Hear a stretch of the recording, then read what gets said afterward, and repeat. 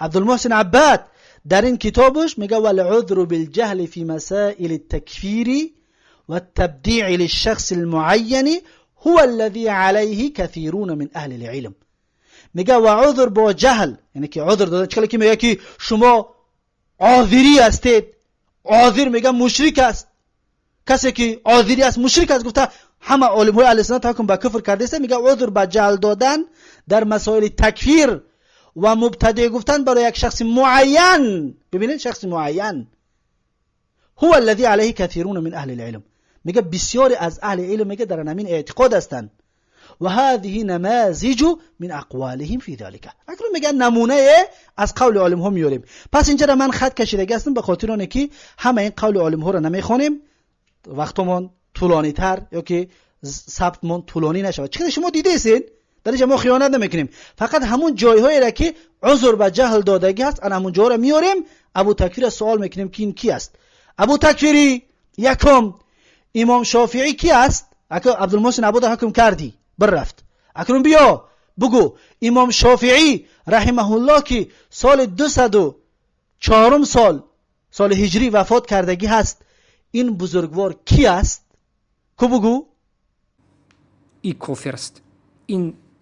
این سبحان الله در ملت ابراهیم علیه السلام نیست، این موحد نیست، این توحیدش صحیح نیست، این کفر به طاغوت ندارد.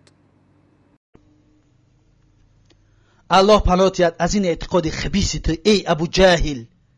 ببینید امام شافعی رحمه الله وقت میگه و اما قبل قیام الحجتی فانه یعذر بالجهل، میگه پیش از قیام حجت پس اون انسان رو میگه عذر به جهل داده میشد. مسلمانی که ایمان دارد، توحید دارد، از جهل و نادانی در یگان کفریات میافتد، یگان آیت قرآن رو رد میکند خودش نمیداند، یا شرک میکند خودش نمیداند، صفاتهای الله رو رد میکند خودش نمیداند.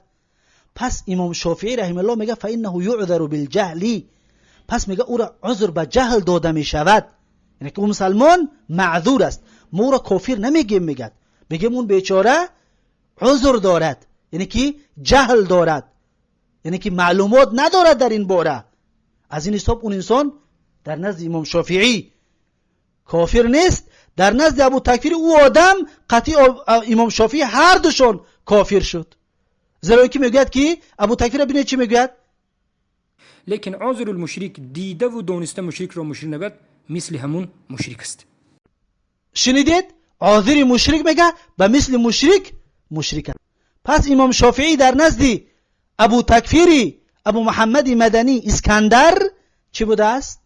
مشرک بوده است. الله پناهت یاد. این یکم قول.